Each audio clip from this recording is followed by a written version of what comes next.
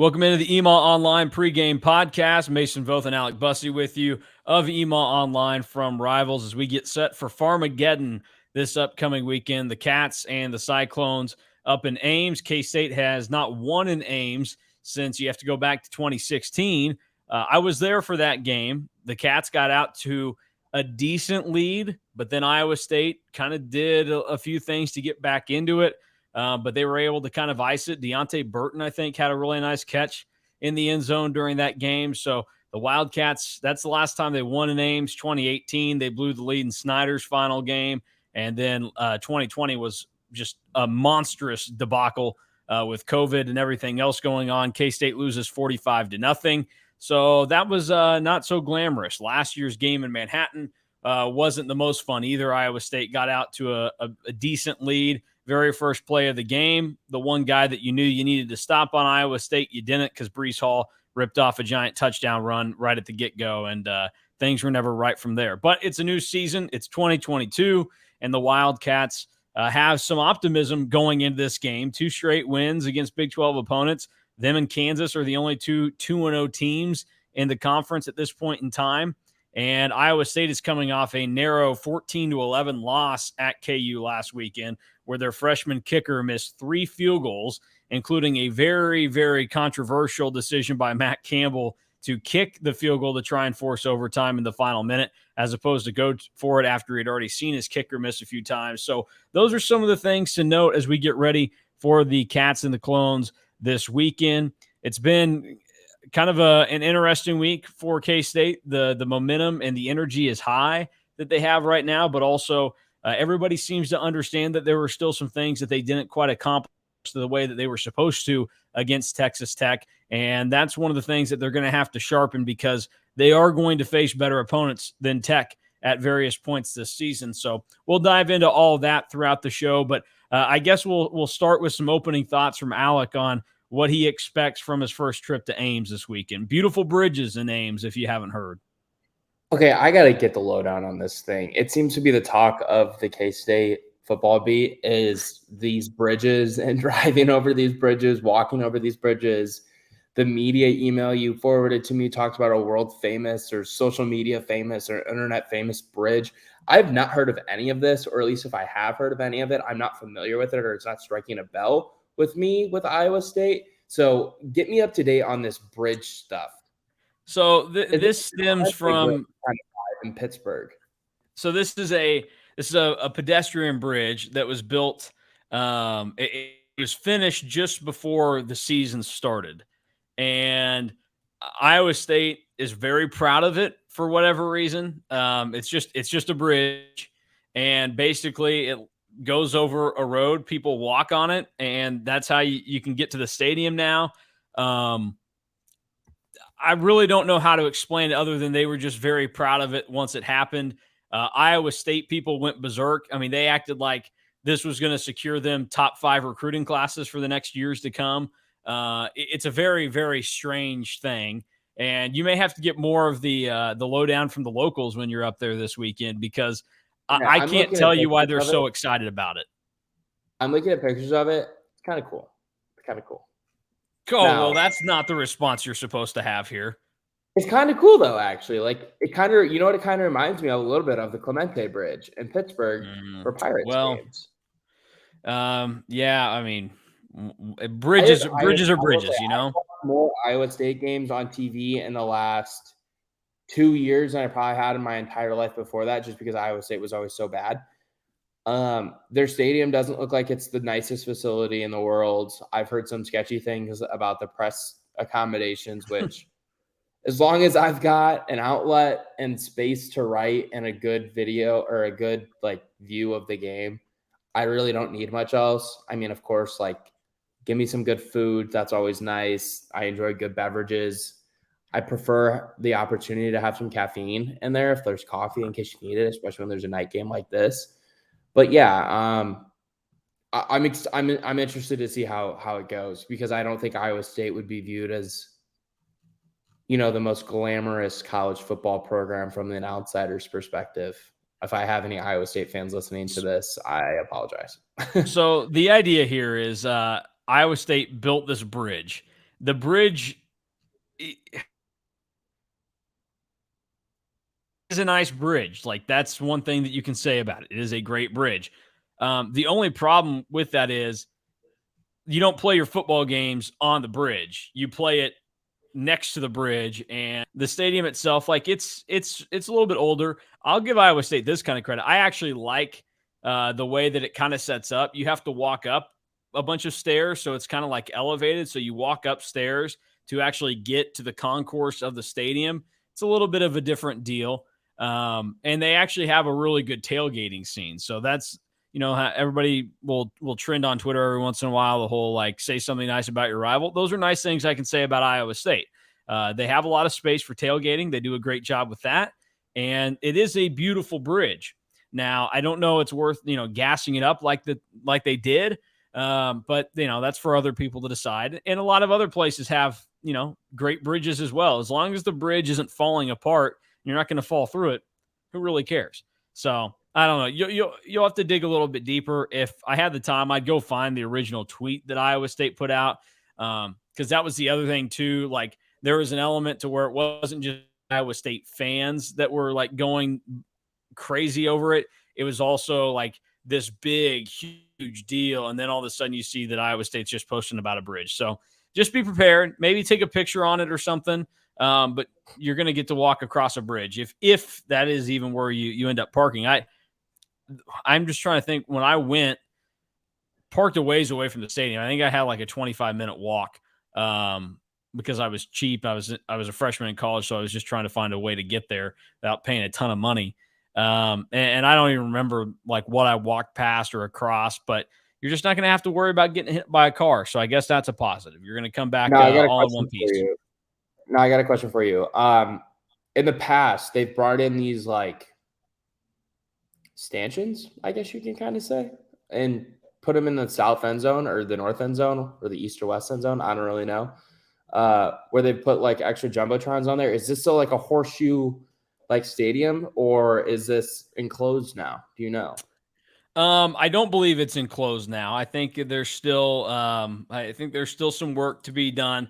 Well, I'd have to look at an updated picture, but I know that the last time I was there, it wasn't complete. And yes, that was the first thing that stood out to me, was that it looked like a temporary structure in the end zone. Okay, not to go on a tangent here about something, but why the hell, when we were building all these college football stadiums back in the 1920s, because I feel like that's when a lot of them were kind of built, like the 20s, 30s, 40s, whatever. Why are they all horseshoes? Like, why did they think it was a good idea to not just enclose the whole thing? Does anybody know the answer to that? It's a good question. Even Ohio State Stadium is literally called the Horseshoe, and they think that now it's enclosed. Like, there's the students sit on one side. But it's I don't know. As I'm looking at it now, it does appear that they have. I don't know. Maybe they haven't. There's just a lot of people on this picture covering this side hill. They're doing a lot of construction on the stadium and renovating it to make it look like a more modern facility. That looks like they're going to enclose it, which is something they should have probably done when they built Jack Trice Stadium all those years ago. Well, it's weird because you're right. A lot of stadiums, they did not start off with it fully enclosed. I mean, Bill Snyder Family Stadium was not fully enclosed when it first got going. That was something that had to be done recently. So I'm not going to fault them too much on that. I would just say, if you're not going to enclose it, you got to find a better way to spruce it up than what they did. Because it does that end zone over there. It looks a little rough at times. So that's not great. We'll break down the actual game aspect of everything now. Iowa State, as many people probably know at this point, they are 0-2 in Big 12 play. It's kind of a toss-up on what Matt Campbell has done this year, because he finally got over the hump and beat Iowa, but now he has started Big 12 play with a home loss to Baylor and also a loss on the road to Kansas, which it would appear that more teams in the conference are going to lose to Kansas this year. But when you are only the second team to do it, that's still a very hard pill to swallow. And I think that's something that all these Clones fans are going to probably have to try and work themselves back from. Yeah, I mean, I think that you and I have I know I have come around completely on the idea that Kansas is probably pretty good at the end of the day. I don't know how many wins they finish with at the end of the season. They might finish with 7. They might finish with 8. They might 5. finish with 9. I don't really know how many they're going to finish with. But I do think it's fair to kind of say that this Kansas team is legit, and going into Lawrence this year might not be the easiest task in terms of coming away with a win. And obviously, it looks like Kansas is going to be a tough team to beat on the road too, considering they went to Morgantown and beat West Virginia. And yeah, like in our Big 12 rankings this week, we had those were the 2 teams I think ranked 9 and 10th in the Big 12, were Iowa State and West Virginia. But still, those are impressive wins for Kansas to get, especially coming off of the history that they've had and coming off of a 2-win season last year under Lance Leipold. So you look at what Kansas has done, and that's obviously impressive. But now it's an opportunity for Iowa State to come back home, come back to an environment that's kind of been tough to win at for opposing teams the last couple of years, especially as Matt Campbell's gotten that program a little bit more momentum. And it's an opportunity for them to get right. And it's an opportunity for them. And I think what a lot of Iowa State fans or people are maybe kind of dubbing like a must-win game or a big kind of season-defining or momentum-changing win for Iowa State. You get this win, you get back to a situation where you're 3-3 on the season, correct? And you have an opportunity to go into the second half of the year and you only need 3-4 wins to get to a bowl game, really put yourself in a position to be on solid footing in the Big 12 race, which is obviously wide open at this point. So it's a big opportunity for Iowa State. And I think it's a big opportunity for Kansas State too, because it's an opportunity for them to go 3-0 in Big 12 play and really position themselves as a front runner for the Big 12, along with Oklahoma State. And then there's obviously some other contenders in the Big 12 behind Oklahoma State. That includes, like I said, Kansas State. I think you have to throw Kansas in that mix right now as they're 5-0, have an opportunity to go 6-0 against TCU this week. TCU should probably be in that mix as well, not getting enough national pub. And I think you can continue to throw Baylor in that mix. They obviously struggled last week against Oklahoma State, but this is a Baylor program that I just kind of throw a lot of trust and faith at. Dave Aranda, and I think Texas deserves to be in that mix too. Obviously, that loss against Texas Tech hurts, but they're going to be in a position now where they're going to be 2-1 if they handle Oklahoma in the Red River rivalry this weekend, which I would bet on Texas to do. And it's a big opportunity for each program, especially Iowa State, to kind of get right and get in a position where they can be on solid footing going into the second half of the season. Well, thinking about Iowa State and Oklahoma this weekend, both of those are teams that are 0-2 right now, and it's kind of desperation mode time for those. Do you think that both lose this weekend, one loses this weekend, or both of them win this weekend? Which is the most likely outcome to you? I think at least one loses, because I do think Oklahoma is going to fall to Texas. I think that defense is getting run through. And newsflash, Oklahoma fans, you're about to go against one of the 2-3 best running backs in the entire country in Bijan Robinson. And I have to imagine that he's going to have a lot of fun running through that defense again, like he has the last couple of years. But I haven't made a decision yet on what I think Iowa State and Kansas State's going to go. To me, it's kind of a toss-up game. It could go either way. I think that there's reason to have concern if you're Kansas State that at some point a defense like Iowa State, a pretty good defensive run-stopping group, is going to have some success slowing down Deuce Vaughn, slowing down Adrian Martinez, and that you're going to have to find an ability to throw the ball more consistently. But, over the last 2 weeks against two teams that going into that game had been pretty good against the run, Kansas State found a lot of success against it, running the football with Adrian Martinez and Deuce Vaughn. So we'll have to see what happens with Iowa State this weekend. I think it's fair to expect Kansas State to still find some success running the ball, because you've got a two-headed monster back there, and you can find a lot of success running a read option scheme with the two of them. But at some point, you're probably going to need to hit on some RPOs. You're going to need to hit on some passes to a Malik Knowles, a Phillip Brooks, a Cade Warner, potentially Ben Sinnott. Maybe Sammy Wheeler gets a little bit involved in the tight end room as well. All right, well, then this sets me up perfectly. I'll just dive into it now. Let me lay out the case for K-State going up and not only winning in Ames, but in my eyes, I think winning, I won't say comfortable, because I think it'll be kind of a tight, low-scoring game, but I think that by the time you get to a final score, I think K-State has a 2-score margin. I think that there are a couple things that work in K-State's favor here. Number one, we know that both of these defenses are really talented. If you look at where they rank in the Big 12 in different categories, you're going to find both of them towards the top. That's obviously a very good thing for K-State because the defense was a question mark coming into the season. The Wildcats lead the Big 12 in interceptions right now, which is a pretty substantial mark because teams like to throw in this league. And even though defense doesn't get played, there are playmakers in these defenses. And it's of note that K-State leads the league in interceptions. They were able to force Donovan Smith, who can be turnover prone at times, to throw 2 picks their way on Saturday. Hunter Deckers is another guy that has been capable of throwing interceptions. He's got 6 on the season already. But another note to take into consideration here, K-State's 1 sack behind Kansas for being tied for the lead in the league in sacks by a Big 12 team. Iowa State has done a horrible job of protecting Hunter Deckers this season. Part of that is on Deckers. Deckers does like to move a little bit, put himself in a disadvantageous situation, and in turn makes the offensive line look bad at times. But they also have struggled. They've given up 9 sacks in their first 2 Big 12 games of the season. They gave up 5 to Kansas last week and then 4 to Baylor the week prior. K-State being one of the best teams when it comes to getting to the quarterback in the Big 12 right now is significant. It also helps that they're coming off of a game where both Felix Anudike-Uzomah and Khalid Duke both came away with 3 sacks each, totaling 6. So that makes me feel good about it. And then if you want to look at what Iowa State does defensively, a lot has been made of their 3-3-5 defense, and they add some interesting wrinkles to it that make it a little bit different than even some of the other 3-3-5s that you'll see across the country. And Chris Kleiman spoke highly of it this week, and a lot of people think that this is going to be a really significant thing for them to try and take on. And it will be. I mean, Kansas was lighting the scoreboard on fire the past couple of weeks, and Iowa State held them to 14 points. And not only 14 points, but one of those touchdowns came off of a very, very short field after a Hunter Deckers turnover, which if you want, and I know I'm supposed to be gassing K-State up right now and give people some confidence for the Cats.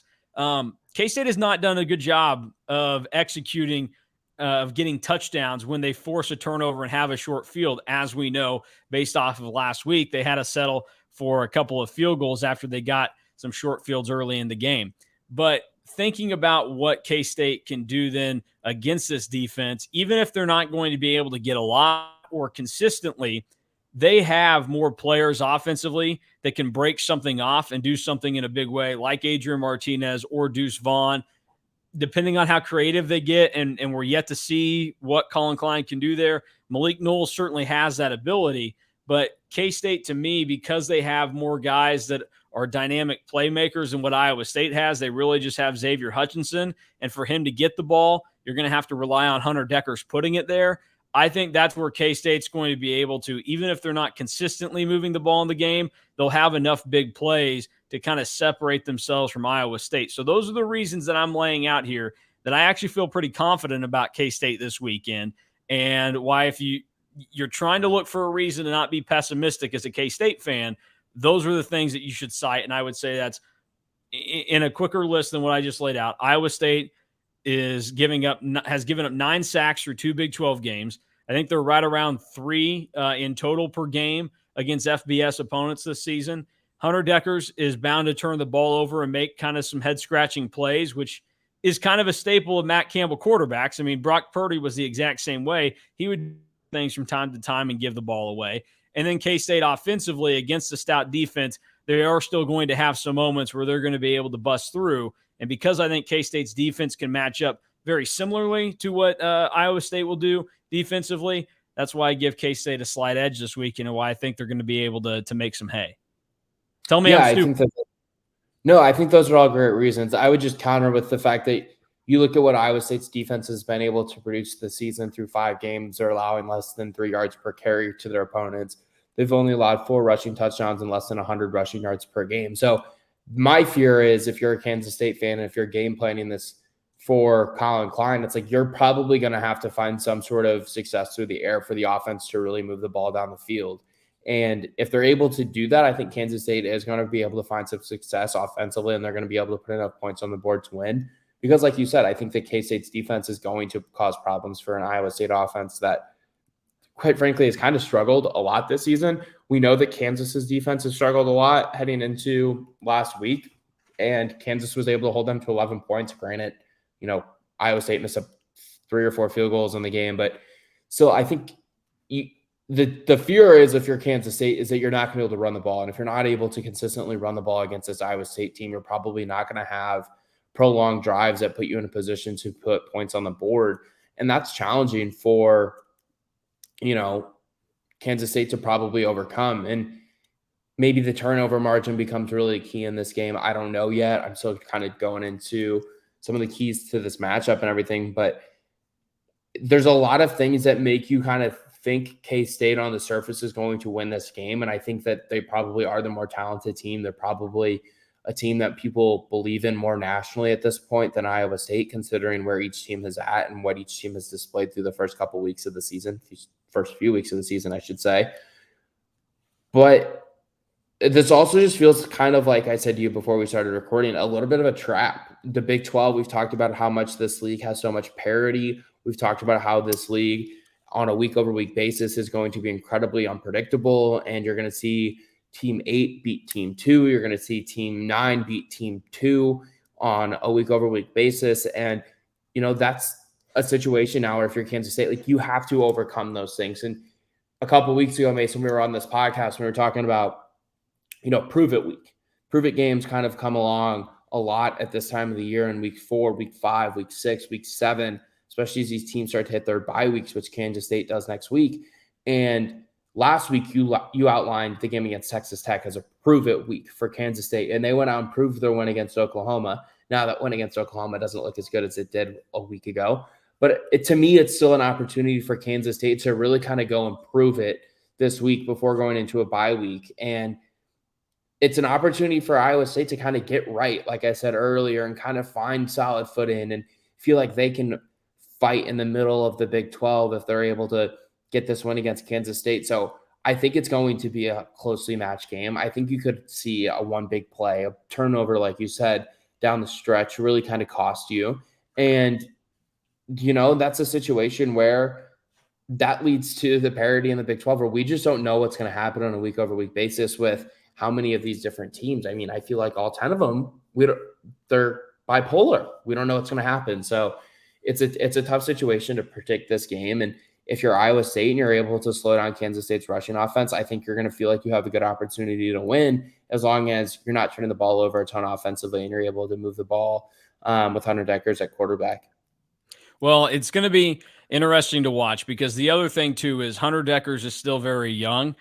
This is only going to be the sixth start he makes for Iowa State now, with Brock Purdy having moved on and everything. So there is the element too where he's still getting comfortable. And if anybody has read our Q&A we did with Bill Seals, who's the publisher of Cyclone Report with Rivals, he said that Hunter Dekkers kind of looked rattled and shaken in that first conference game against Baylor. And then things didn't really go any better against Kansas. So maybe he's more comfortable going into his third Big 12 start and his second one at home, to where it's not the same type of deal. But he caused a lot of frustration for Iowa State last week, because he turned the ball over. He got sacked. He lost 58 yards on the 5 sacks that he took last week against Kansas. Iowa State ends up only being credited with 26 rushing yards last week against the Jayhawks. They really couldn't move the ball all that well. The only guy that could do that, though, is Xavier Hutchinson, who is the receiver that leads the country and catches. He's top 10 in a lot of other categories when it comes to it for receivers, like yards per game. He's up there in touchdowns. He doesn't quite have the volume that some of the other guys have, like a Jordan Addison, who I think is at like 6 right now. But Hutchinson has, I believe, 4 is the mark at this point in time. He's getting a lot of looks, and if K-State can shut him down, that's going to be significant. And to this point in the season, K-State, I think, has actually done a pretty good job of locking down receivers, outside of 2 busted coverages against Oklahoma that were pretty well documented. But outside of that, like Echo Boydo got burnt last week. That was not a pretty play for a corner that's regarded as one of the better ones in the Big 12. But I think K-State's going to be able to step up, and I think that Joe Klanderman is a guy that I've talked about Chris Kleiman getting more comfortable, but I think Joe Klanderman is another guy that he's finding more and more comfort now in what he's doing as a defensive coordinator in the Big 12. And I imagine he's probably going to have some interesting wrinkles and know that the key to slowing things down for the Iowa State offense is all going to be about how they're able to defend big number 8 out on the outside in Xavier Hutchinson. Yeah, I think I would expect Julius Brents to draw that matchup quite a bit. Brents has been, in my opinion, Kansas State's best defensive back for much of the year, especially at corner. Like you talked about, Eko Boydo has obviously been pretty highly regarded, especially coming into the season. And he's had a pretty good year aside from his bad play last week where he got burnt in coverage and then was called for a defensive pass interference. And then to add insult to injury, gets dragged about, was it 5-10 yards? So that's obviously a tough situation. But I do think Julius Brents is coming into this game with a lot of confidence. He played really well against Oklahoma, which obviously has a pretty good experience, explosive passing attack with Mims on the outside. And I think Brents is someone that K-State really feels comfortable relying on against some of the Big 12's best wide receivers. Yeah, it's going to be a very, very interesting situation this weekend with how things end up going with the defense and what they decide to do. A couple of other notes in this situation and how we view what may go down this weekend. The passing from Adrian Martinez, I still thought was really good last week when he got the chance, but there's another game where he was under, I think 19 was the total pass attempts that he had last week. So he's under 20 again. And Colin Klein's going to have to find a way for himself to cut it loose. Like, we had the Adrian Martinez needs to cut it loose thing now. Now it's kind of on Colin Klein, like, all right, you cut it loose. Some of those situations where they were in the red zone and ended up having to settle for field goals against Texas Tech, I feel like that they were just pretty content with playing for the field goal when they really should have put their foot down and said, we're going to try and give Adrian Martinez a chance to make the play, and we need to trust him in those situations. So you've now gotten to the point where you told Adrian, hey, trust us and cut it loose yourself. I think the tables have kind of turned here now where Colin Klein and Chris Kleiman, they have to make the decision. All right, we did this to Adrian. Now we owe it to the team and him for us to flip it around ourselves. Maybe you see it the same way. Maybe you don't. Yeah, I just think that they're going to have to find a way to throw the ball because eventually you're just going to see teams throw 8-9 guys in the defensive box, and they're going to struggle to run the ball. And this is an opportunity against against an Iowa State defense, like I said, that has been really, really good against the run for much of the season. And when you kind of look at it from a defensive perspective, they've been really good against the pass too. They do have 4 interceptions coming into the year. They've got coming into the week, and those are things that you're going to have to kind of overcome, and that's tough. They're allowing less than 175 passing yards a game, but they don't need to throw the ball for 250 yards to find success offensively. And I thought it was funny, Chris Kleiman on Tuesday at his weekly press conference was asked if he thought that the offense needed to be more balanced, and he kind of shot back and interjected with, well, if we're running the ball for 340 yards, why the heck do I need to throw the ball? And that's exactly right.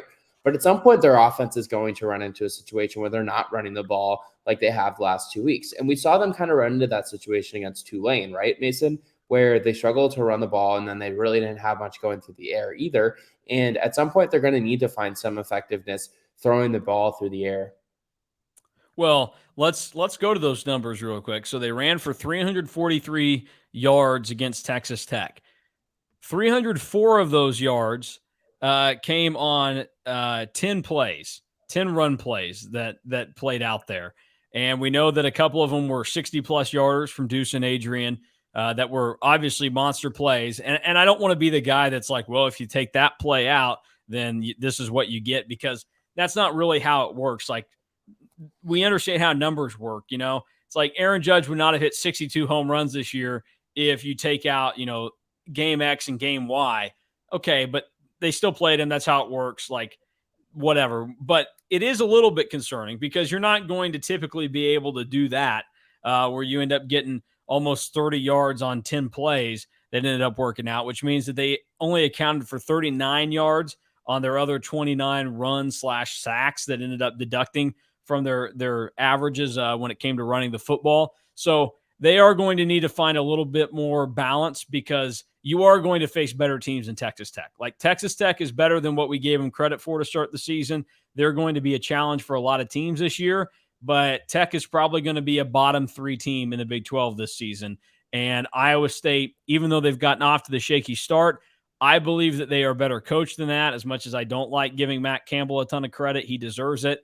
And obviously that defense is really strong based off what they've showed the first couple of weeks. But I would also say this, like, don't get overly concerned about the Iowa State defense just based off of what they did to Kansas. Because if you think about what played out in their game against Baylor, like Baylor has not been the best and most dynamic of teams at certain points this season. Like there are questions about Blake Shapen. He got them into a little bit of trouble against Oklahoma State, and that's why they had to try and play catch up, and they weren't able to do anything with it. Baylor was still able to put up 31 points in that game, and though the rushing numbers weren't there, Blake Shapen still threw for almost 240 yards. He was clean, didn't throw an interception in that game. So I think that even though the Iowa State defense should concern people and you got to be ready for it, I don't want people to also walk away from this feeling like it's some insurmountable thing to get past. Like they are susceptible, although they are very talented. Yeah, no, and I think you phrased that in a very effective manner where, even coming into last week, I mean, Texas Tech had one of the best rush defenses in college football, and Kansas State ran right through them. And going into the Oklahoma game, we learned a lot about Oklahoma's defense since that game. We kind of thought that Oklahoma had a really good rush defense and that group was going to be one of the better groups in the Big 12 under Brent Venables. Now, in the last 2 weeks, we've learned that that's probably not going to be true. But with this Iowa State team, I feel like now you're coming to a point where we're close to being halfway through the college football season, where it's week 5, week 6 now. And now I feel like you kind of have a better grasp of what units on teams are. Maybe you're still trying to fully grasp where Team A is in the big picture of college football, or who a real contender is in the Big 12 along with Iowa State, or who the favorite might be in a really wonky Big 10 West, or looking out to Pac-12, right? Like the Pac-12 seems to be really deep at the top this year. And we have an idea of who's good and who's not good, but we really are kind of still trying to figure out how good each individual unit might be at some spots. But I think Iowa State's defense is kind of showing that it's going to be pretty good through the rest of the season. And that's the one reason where if you're going against this and you can find ways to take advantage of some of the weaknesses that they have on defense, you should be in a position to take advantage of an offense that is struggling, an offense that doesn't have a lot of dynamic playmakers like they did last year. They don't have a 3-headed monster at tight end. They don't have an NFL running back in Breece Hall. They don't have Brock Purdy, who gave them a lot of steady play at quarterback for much of his career at Iowa State. So there's things about this Iowa State team that I think are still hard to not really like, especially their defense. I think that's something that a lot of people should look at and be like, that's a really good group. But as a whole, we don't really know how good Iowa State is yet, because I think they've played 2 of the better teams in the Big 12 so far in their 2 losses. I think Kansas is a top 5 team in the Big 12. And yeah, I think Baylor still is a top 5 team in the Big 12. And what we've seen from their 2 Big 12 opponents this year is a lot to kind of show and believe that, Iowa State had tough matchups there. And now they get another one against Kansas State this week, and this one comes at home. And that's a big opportunity for them too. And I know we keep saying this, to kind of just get right before going into the second half of the season and the real meat of their schedule. Yeah, all right. A couple of questions regarding the game. Back-to-back games start conference play. Chris Kleiman has won the toss and taken the football. Should the Cats elect to receive if they win the toss again this week in Ames? I am generally a big proponent of the idea that you should defer to the second half. Fun police. Unless I'm playing Madden, or which I had not played in a really long time, but will be playing college football, EA Sports in next July. Don't look for a lot of content from Mason and I. Madden still sucks. Come July of 2023 in the first week of the month, we might be playing NCAA a lot. We'll start an EMA online gaming channel, and we'll just throw games up there left and right. But so you're gonna. I feel like you're gonna say against Iowa State, you defer to the second half. You don't want to take the ball. I defer to the second half against almost every opponent, to be honest with you. I'll tell you why. Because the middle 8 of the game tends to have such an impactful swing on what's going to happen if you are able to score on your final drive of the first half, and then you go into halftime, and then you come out of halftime, and then you score again, you've essentially given yourself a 14-point swing. I would agree with that. Or what you're doing is you're giving yourself a chance to have back-to-back possessions and not score and really give that other team life. And I would also say that the first 2 games of conference play, they've gone out and they've scored a touchdown on the first drive. And I think that if you go through and you're just trying to get a feel for everything, if you could start every single game with a touchdown, you would do it for getting the ball to start the second half. I'm a little bit on the fence though, because I've watched enough K-State football over the years and now kind of getting a vibe for how Colin Klein is calling plays. I would be concerned that they win the toss, they go out with a very vanilla first play, and then on second down, they try handing it off to Deuce. Iowa State knows it's coming. They wrap him up for like a loss of a yard, and all of a sudden it's 3rd and 9. And then they're like, oh, well, we don't want to do anything too crazy. And you go 3 and out on that first drive. And that's certainly something that you don't want to do by wasting, the half that you get to start the football with. So I would say if they come out and they're willing to be aggressive and they are going to try and attack Iowa State, and you got faith in what Adrian Martinez can do, I would take the football again. I would just keep that train rolling until it bites you in the butt.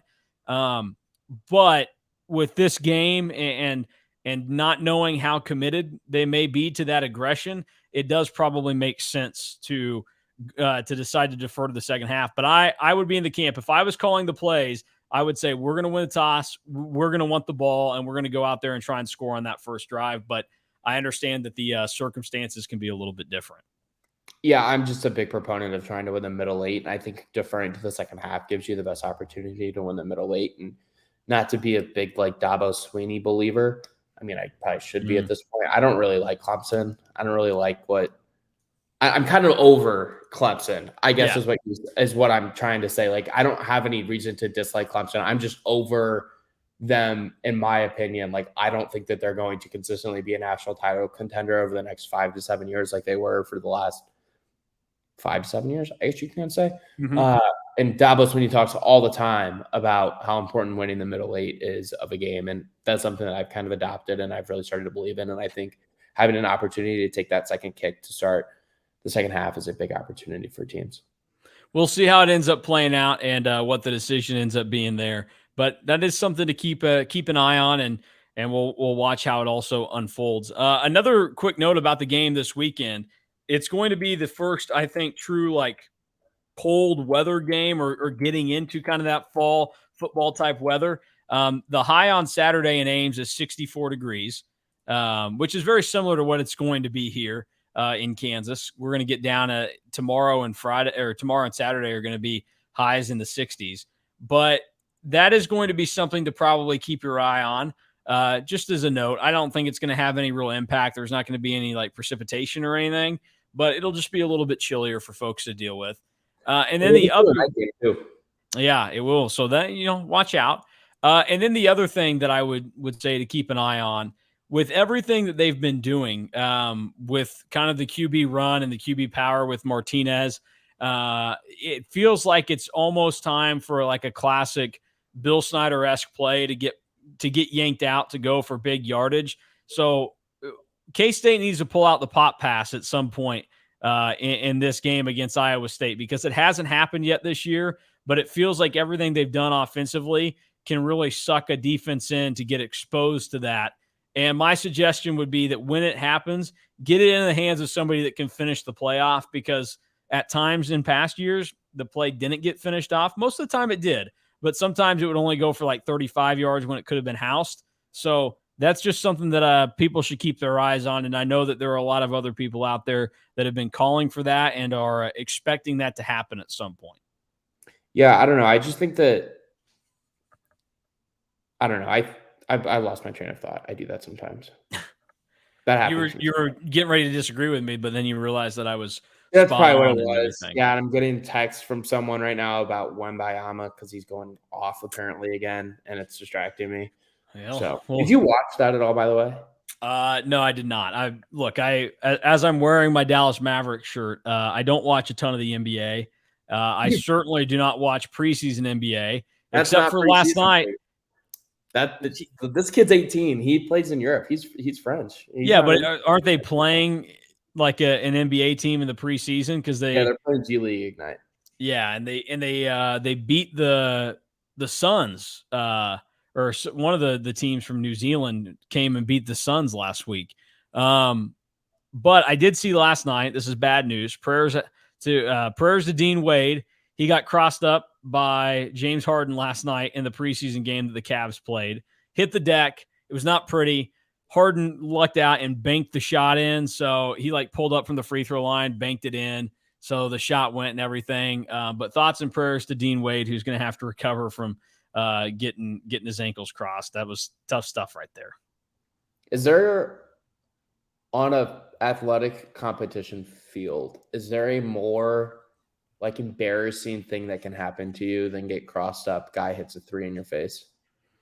I would say I think what Deuce Vaughn does to guys on the football field is actually more embarrassing than in basketball, because in basketball, you cannot touch the guy because you don't want to commit a foul. And there are a lot of other things that play into it. You're also looking out for screens and so many other things that are happening on the football field.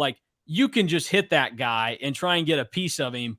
And when Deuce Vaughn is, juking one way and then the other, he had a play like that against Tech where he got a couple of guys to bite at first.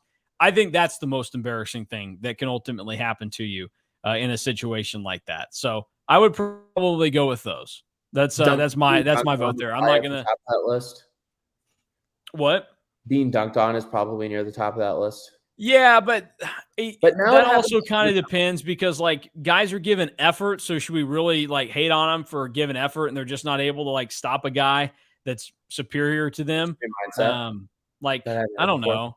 Because then we shouldn't applaud the guys that step out of the way, because then they weren't given maximum effort, So I would say we need to be nicer to guys that get dunked on. It's awesome, and you should make fun of the dude if you're the one that did it. But also, we don't have to act like it was just this big knock on whoever. You should get credit for getting dunked on, but we're also still going to make fun of you. That's the best way to put it.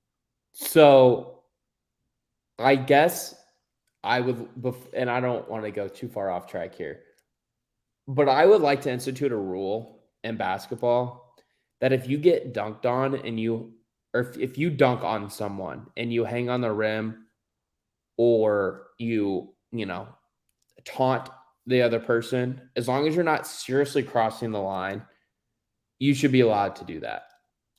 I would agree with that. I mean, more of this. No more of this technical. I don't like the technicals. When the guy pats his head now. I think technical fouls we've gotten really soft on in recent years. So I think that's probably a good call there. Okay. We'll the other Big 12 games really fast, but one more thing I wanted to point out. I'm trying to stay positive this week for people, because I just think there needs to be some good mojo for everybody heading into Farmageddon. And I actually think that there are reasons to believe that K-State can get this thing done despite the last couple of years not panning out their way. According to Pro Football Focus, against the FBS opponents that Iowa State has faced this year, their pass blocking grade has graded out at best as a 54.4 against Baylor. So all their other grades are under that number against FBS opponents. Which is not very good. And again, K-State has the dudes to do it, with obviously Anyudike Uzama and Duke, but also Matlack and Mott and Pickle and Huggins and anybody you want to throw up there. I think K-State is going to be able to get to Hunter Deckers and just kind of make his life miserable on Saturday. So we'll see. Maybe things change, and I'll be having to eat some crow when we get back after it on Sunday to kind of recap everything. Yeah, that's a really bad Pro Football Focus grade. That's really bad. No, it's not. It's not good. And honestly, if you go and look at Iowa State's team page, there are a lot of yellow, orange numbers that show up on there. Their defense does grade out fairly well, but that's mainly because of how great their run defense is. Everything else is a little suspect at times for Iowa State. So just a couple things to consider moving forward when you think about the Clones this weekend. Other games in the Big 12 that will get played. There are only 4 games this week. So West Virginia gets the week off, so they don't have to worry about playing this week. So that's probably a good thing for them. They've got to try and find a way to bounce back after the loss to Texas last week, which was very, very uninspiring for them and how things went down. And then the other team that doesn't play this week in the Big 12 is Baylor. So Baylor is off. 11 a.m. We'll hit on the big one after this one, but Texas and Oklahoma go at 11 a.m. You're already on record saying you think Texas wins. That's hilarious. Time out. You said we'll hit on the big one after this, and your first game you talked about is Red River. That's hilarious. Well, it just that's so funny. That's so funny. And part of it is it's not just because it's a 17 versus 19 matchup between TCU and KU that makes it feel bigger, but it is also the circumstance of obviously we know KU's been terrible forever and now they're enjoying all this success, but also if you think of TCU in this, they fired Gary Patterson in the middle of the season last year, and they did not look good when they started the season against Colorado. They won by a big margin, but Colorado we know is terrible. And there were some question marks there. They acted like they were going to play 3 or 4 different quarterbacks at the start of the season. Well, now Max Duggan's taken off with the job, and TCU is a good story as well with how this season's playing out. But OU Texas, we'll talk about that one first because both teams, they need this win. Oklahoma worse than Texas, but whoever loses this game not only will have at least 2 losses in Big 12 play, but they will actually be 3-3 halfway through the season. And they still have a lot of difficult games in front of them. Do you have any quick thoughts on Texas and Oklahoma this weekend? It looks like Quinn Ewers is going to be back. Yeah, I think Texas is going to win this game. I think, like I said earlier, I think Bijan Robinson's going to run through Oklahoma's defense, and that's something that I would feel pretty good about if I was a Texas fan, considering the amount of struggles that the Sooners have had defensively. I think getting Quinn Ewers back should help the passing game and help Xavier Worthy a little bit get going. And honestly, if Quinn struggles, which I don't really think he's going to because I think Quinn's really good, I think that Texas should feel fairly comfortable in Hudson Card being another option there as his backup, or if he were to get hurt again, God forbid, another injury to a really talented player. But yeah, I don't know what the availability of Dylan Gabriel is going to be. Obviously, that concussion that he suffered last week looked like it was fairly serious. So hopefully he's available. I don't really know. I haven't read too much about what his injury looks like this week, but I think Texas gets on the board, and I think they pound Oklahoma. We'll see. It's been 5 years or 4 years since Texas beat OU. 2018 was the last time Texas won. Until it happens, I have such a hard time believing Oklahoma starts 0-3 in the Big 12. And I think that Texas, for whatever reason, just gets so in their head in this game. We saw last year they jump out to the big lead that feels like everything's going their way, and they ultimately end up blowing it to the Caleb Williams coming out party. I think I'm leaning Oklahoma in this game just from the standpoint of I have a really, really tough time believing that they would lose 3 straight games to start the year. But if it happens, I wouldn't be shocked based off how they're playing. And logically, it would make sense that Texas is the better team right now. But I can't go with logic in a situation where I know what past situations end up looking like. It's the whole idea of if KU started 0-3 in basketball this year in the Big 12 and people are trying to tell me that they're not going to win the league, I'm going to tell them to shut up and that they're stupid because KU is going to still win the league. So I have to be proven wrong factually before I can actually agree that something is amiss. Yeah, it looks like Texas has only beaten Oklahoma 7 times since 2000, so that obviously doesn't bode well for them in terms of the recent history of this series. But yeah, I think Texas is going to actually win this game. I believe in what Sark has going there a little bit this year, aside from the bad loss against Texas Tech where they gave up 2 scores they gave up a 2-score lead in the second half. I do think the Texas team is potentially a team that we could see playing in Arlington in conference championship break. Real quick, Mason, who do you think wins? Who do you think leads the all-time series between Texas and Oklahoma? I only know this because I saw Texas fans talking about it this week, so it's Texas. I would have guessed Oklahoma. Yeah, I would have too. But I guess it makes sense. Texas is I think Texas has been more consistent with putting out No, like no, teams no, that no, are. No, no, I think Texas no, has no, no, been no, more no. consistent in like putting out teams that are at least going to compete in that game. I'm not saying like actual national powers because we've seen how that's worked I was out. going to say Oklahoma is probably like the second most consistent program in the history of college football behind Ohio Yeah, State. but like I think at times when Oklahoma has been bad, like it's like not been good in that game.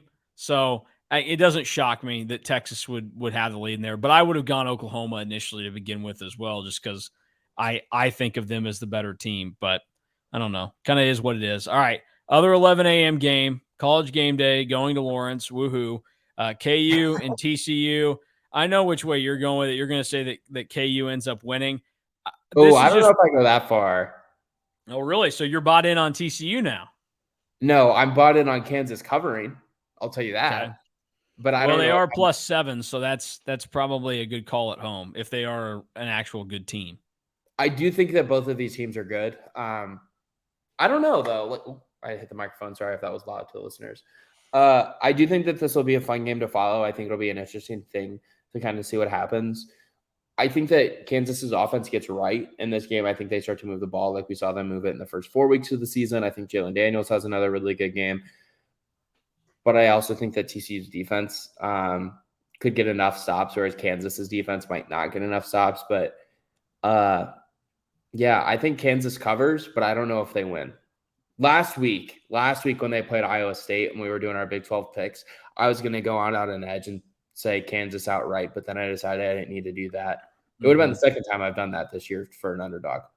Well, you should have done it. You would have looked really, really smart. But this is a game I'm going to have to see because I don't really know what to think of Kansas after last week because everything that was supposed to be what KU was good at, they were bad at last week. But the thing that they statistically were terrible at, they were good at last week. So I'm going to need to see how this one plays out. I don't have any great thoughts on it, and I've got to just look at this from a neutral observation point as opposed to being a K-State grad and everything and wanting to say that TCU covers. I don't know that that's likely. I do think that TCU probably wins the game though. Like I You've don't know said that 5 weeks in a row this year when talking about Kansas. So yeah, I have, and one of these days I'm going to be right because by golly, they're not going 12-0. well, they're on No, pace to. well, that's true, but they won't. The other game before K-State Iowa State kicks off is Texas Tech at Oklahoma State at 2:30. I think this is tough for Tech to have to go on the road for a second straight week. You come off your big Texas win, you get the air knocked out of you at K-State. Now you have to go on the road to Oklahoma State. So that's a really tricky spot. And actually, if you go and look at the schedule, so this will be Tech's sixth game of the season. Outside of game number 1 against Murray State, they will have played 5 straight opponents that are ranked in the top 25 when they played them. And I think that this may have the chance to turn into an ugly game because I almost feel like Texas Tech at this point, like losing that game is a tough one that ended up coming about. So I like Oklahoma State coming out and taking care of business because they just showed they could do it on the road at Baylor. So why can't they do it at home against Texas Tech? Yeah, I'm buying stock on Oklahoma State. I think what Spencer Sanders has done this year for the Cowboys has been really impressive. Obviously, Mike Gundy's continued to turn out some really impressive teams down there in Stillwater. And while I do think this Texas Tech team is legit, like I think that they're going to be tough to beat on a week in, week out basis because of the offense they play. I think that Spencer Sanders has shown that he's consistent enough, and you can bet on him, and you can bet on this Oklahoma State team, which has a defense that's kind of starting to come around a little bit. And that's obviously a little bit impressive considering how much they lost. It does rank near the bottom, I guess I should say. In the Big 12, I think it's 9th out of 10 teams. If you look at, no, it's bad.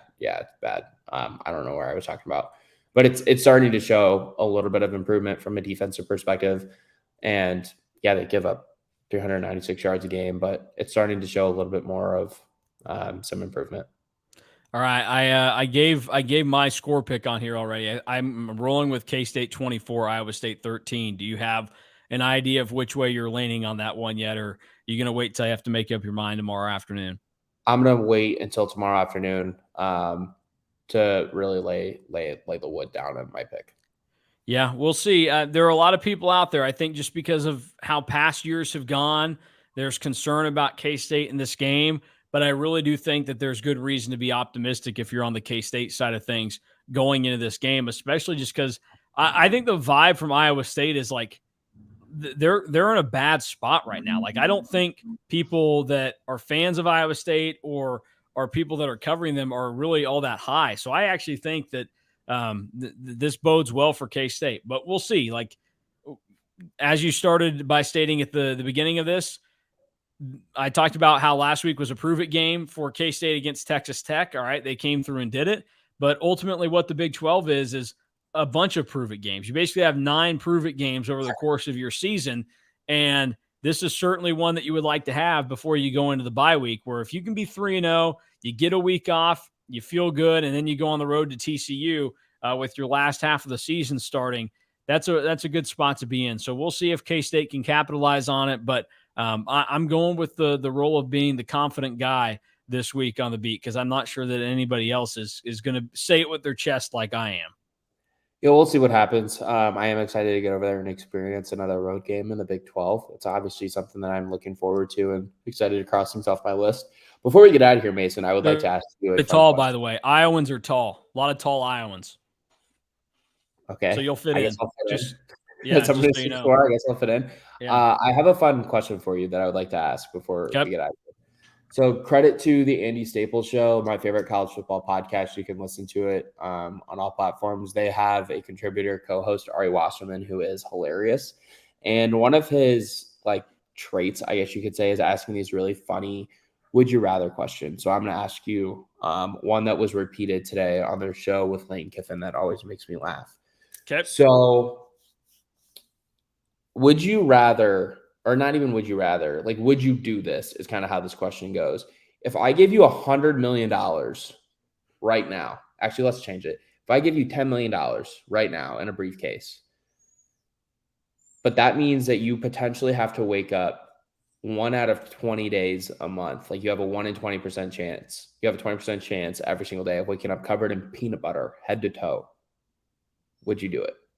So $10 million or for the rest of time? For the rest of time. I mean, that's at least once a month you're waking up covered in peanut butter, that's head to toe. You said it's a 20% chance every day? Yeah.